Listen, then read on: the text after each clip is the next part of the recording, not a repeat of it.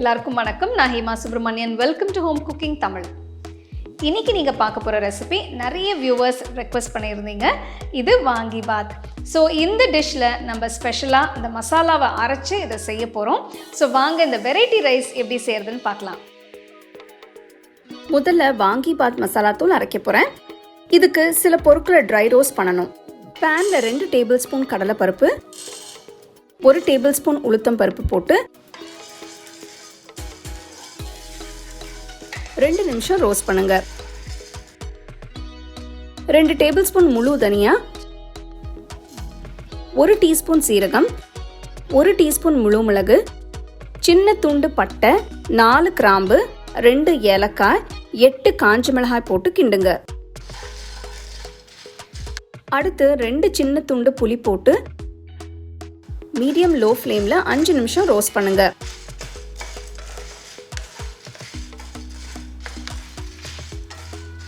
கடைசியா 2 table spoon desiccated coconut போட்டு mix பண்ணுங்க.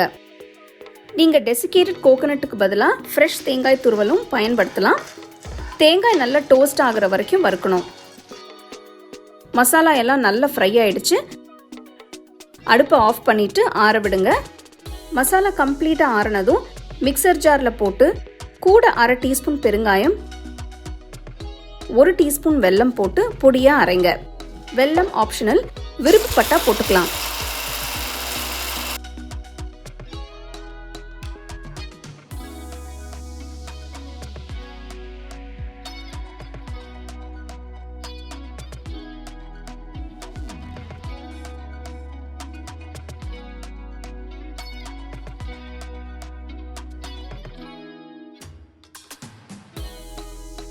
இப்போ வாங்கி பாத் செய்ய ஆரம்பிக்கலாம். நான் 300 கிராம் ஃப்ரெஷ் கத்திரிக்காய் எடுத்திருக்கேன்.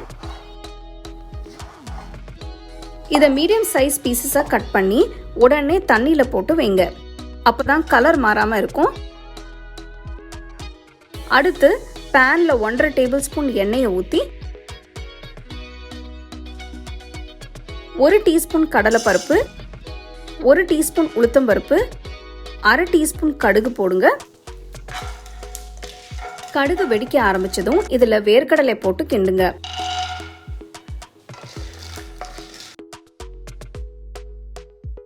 ரெண்டு காஞ்ச மிளகாய், 1 சிட்டிகை பெருங்காயத்தூள், கொஞ்சம் கருவேப்பிலை போடுங்க.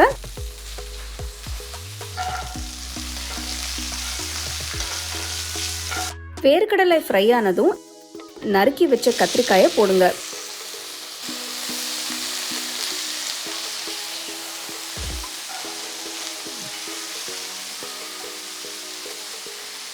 ரெண்டு நிமிஷம் கழிச்சு 1/2 டீஸ்பூன் மஞ்சள் தூள், 1 டீஸ்பூன் உப்பு போட்டு கிண்டுங்க. கத்திரிக்காய் பாதி வதங்கிடுச்சு. இதுல வாங்கி பாத் மசாலா சேர்க்கலாம். நான் 4 டீஸ்பூன் மசாலா தூள் போடுறேன். நீங்க எவ்வளவு சாதம் சேர்க்கிறீங்களோ அதுக்கு ஏத்த அளவு மசாலா போட்டுக்கலாம். அடுப்பு மீடியம் லோ ஃப்ளேம்ல வச்சு மிக்ஸ் பண்ணுங்க.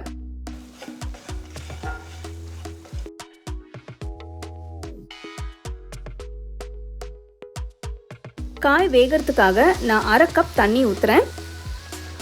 இத கிட்டத்தட்ட 10 நிமிஷத்துக்கு வேக விடுங்க. பாருங்க, கத்திரிக்காய் மசாலாவுல நல்ல சாஃப்டா வெந்திருக்கு. இதுல வேக வச்ச சாதம் சேர்க்கலாம். நான் 250 ml கப்ல 1 கப் அளவு பாஸ்மதி அரிசி வேக வச்சு யூஸ் பண்றேன். இதுக்கு பாஸ்மதி அரிசி தான் யூஸ் பண்ணணும்னு இல்லை, நீங்க சமையலுக்கு பயன்படுத்துற அரிசியும் போட்டுக்கலாம். சாதம் உடைஞ்சிராம மெதுவா மிக்ஸ் பண்ணுங்க.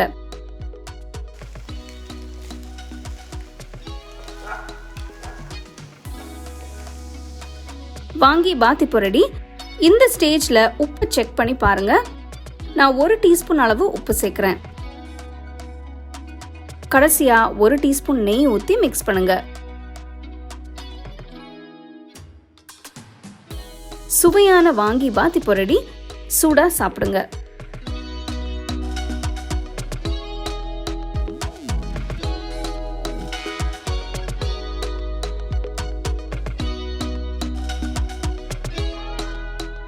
சூப்பரான வாங்கி பாத் எப்படி செய்யறதுன்னு பார்த்தீங்க. இந்த ரெசிபி செய்யும்போது கத்திரிக்காய் நல்லா ஃப்ரெஷ்ஷாக இருக்கிற மாதிரி பார்த்து யூஸ் பண்ணுங்கள். அதே மாதிரி இந்த வாங்கி பாத் மசாலாவை செஞ்ச பிறகு ஒரு ஏர்டைட் ஜாரில் போட்டு ஒரு வாரம் வரைக்கும் நீங்கள் ஃப்ரிட்ஜில் வச்சு யூஸ் பண்ணிக்கலாம். ஸோ கண்டிப்பாக இந்த ரெசிபி நீங்கள் ட்ரை பண்ணி என்ஜாய் பண்ணுங்கள்.